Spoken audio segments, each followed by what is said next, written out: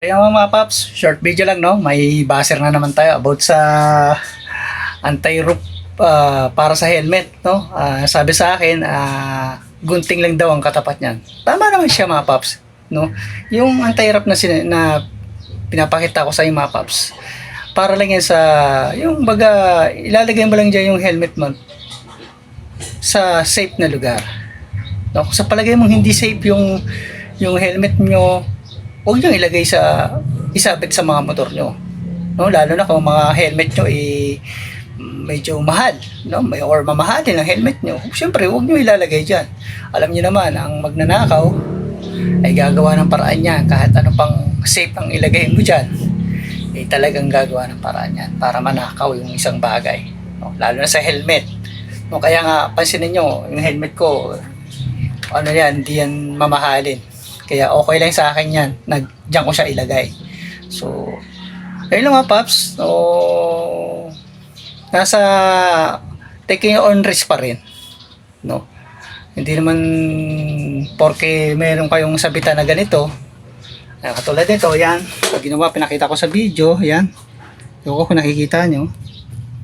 Yan. So, hindi naman porke naglagay ka niyan, safe na yung helmet mo. No? Ang magnanakaw, iba nga dyan, ginugupit dito ginugupit yan strap para manakaw yung helmet.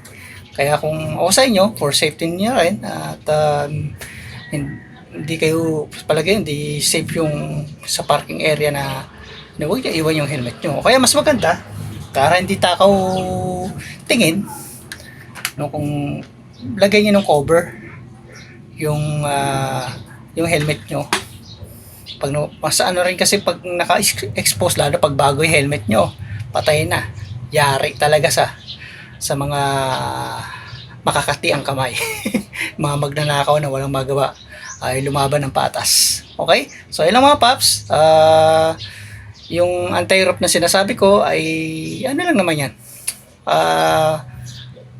para lang for convenient na hindi ka magbibitbit, no? Pero kung sa palagay mo na hindi safe sa lugar, wag mo iwan yung helmet nyo. Yun lang mga paps, para appreciate ko naman yung buzzer na yun. Tama naman siya, kasi wala naman talagang posible talaga sa magnanakaw pag gusto yung nakawan ng isang bagay. Ingat-ingat na lang kayo. Kung bago yung helmet nyo or mamahaling helmet nyo, wag nyo ilagay sa motor. Madali talaga nakawan yan pag nakasabit lang dito. Kung may U-box kayo, mas maganda ilagay nyo lang sa U-box. Para kahit pa paano, mas safe pa rin yun kung nasa U-box siya. Okay? Kung para sa nakasabit lang siya dito. Okay? Ilang mga pa? Maraming salamat sa panonood. Maraming salamat sa suporta nyo. Binigyan ko lang ng konting tips lang naman about sa anti-roof na para sa helmet.